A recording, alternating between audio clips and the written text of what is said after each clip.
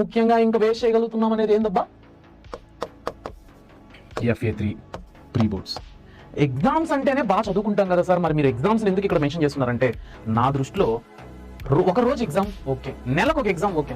అరే మొన్ననే SA1 అయింది, అప్పుడే మళ్ళీ FA3 అంట.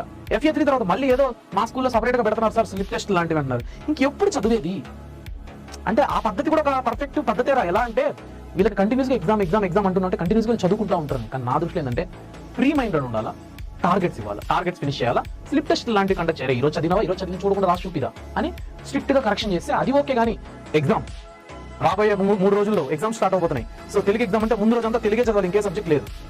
మ్యాథ్స్ ఎగ్జామ్ అంటే ముందు రోజు మ్యాథ్స్ చదవాలి, ఇంకేం లేదు.